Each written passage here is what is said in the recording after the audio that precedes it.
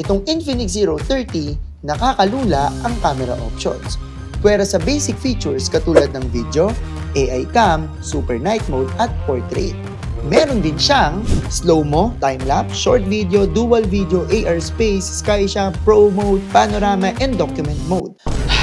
Kung trip nyo naman yung mga short video pero may cinematic vibe, you can use yung mga film mode niya na may different filters depende sa vibe mo. Speaking of filters, ito yung filters niya.